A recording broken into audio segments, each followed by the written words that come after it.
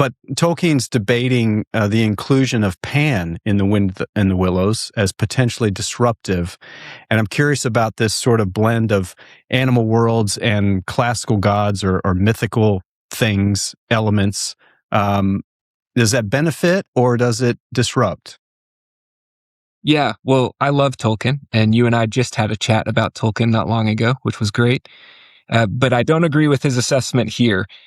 Now, to be clear, this chapter, it's called Piper at the Gates of Dawn, and the Greek demigod Pan sort of appears out of nowhere in the woods, and it is shocking and confusing to a lot of people.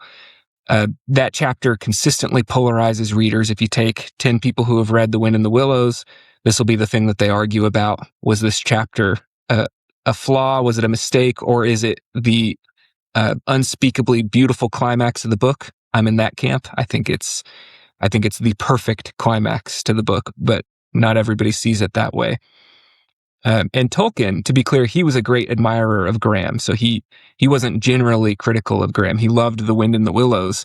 He described it in different places as excellent, as delightful, and in contrast to critics who objected to the whole book as being too materially and stylistically eclectic, Tolkien said that no, it was an almost perfect blend of many pigments. Those are his words.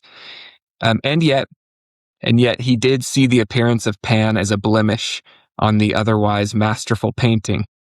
So he willingly admitted that the chapter, Piper in the Gates of Dawn, is a beautiful color in itself, but he says that in Pan we have that addition of a little color that spoils the palette. Now, I understand Tolkien's criticism.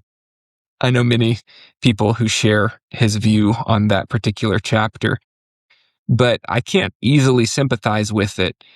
And there's probably, I think there's a number of reasons why people read it differently.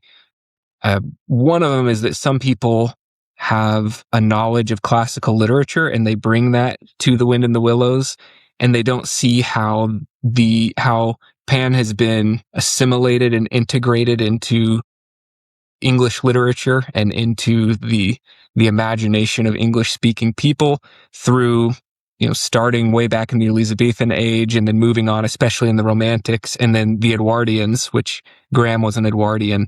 They were particularly enamored with Pan. So that's when, Peter Pan was the most famous play in England and that sort of thing. All over Edwardian literature, you've got Pan. He shows up everywhere. And if you read it in that light, if you see Pan coming into the story about, that has a very Edwardian English character about these animals on a riverbank in rural England, it doesn't seem too strange to me. But if you have classical depictions of Pan in mind, then it seems like a really odd choice to bring him in to this story.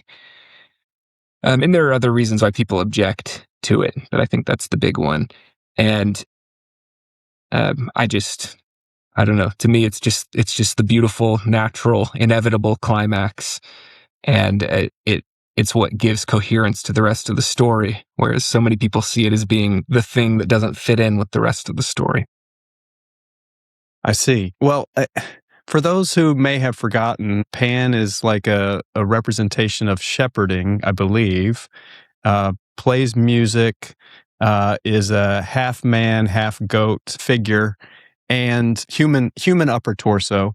I guess the word is a satyr. Satyr is another similar type. I just wanted to pause for a second and just ask for you if that symbolism is the part that makes it so perfect, or is there some other feature to that chapter that resonates for you? Yeah. Well, let me just say some things about Pan, and then I'll talk about how Pan was assimilated into English literature, and hopefully an answer to that question will emerge. So, you're right. Pan is first and foremost a demigod drawn from Greek myth, but anybody who knows much about Greek myth will notice that Grahame's depiction of Pan is very different than that which is found in classical writings. And they tend to portray Pan as being wild, as being lecherous, as being aggressive, as being lustful and instinctual. And his very presence inspired the onset of fear, a special kind of fear that leads unsuspecting travelers in his rural domain to panic. That's where we get that word. It's drawn from the effect that Pan had on people who encountered him, panic. So in the Willows, Pan is portrayed very differently. He's portrayed as kind and gentle. He's a friend and a helper of hapless woodland creatures. And even though he inspires a kind of awe, and awe has an element of fear, it's not the kind of awe, fear that brings about panic. It's a kind of awe that brings to the creatures who encounter him a supernatural calm. So the question is, why is Pan here at all? If Grahame was going to do such violence to the classical sources by twisting Pan to his own liking, and part of that answer is, again, he's not drawing from classical sources, or at least not primarily and directly. He's drawing from the long tradition of British writers who have adopted Pan, who have adapted Pan for their own purposes. And that's a tradition that reached something of a pinnacle in the Edwardian age, as I said.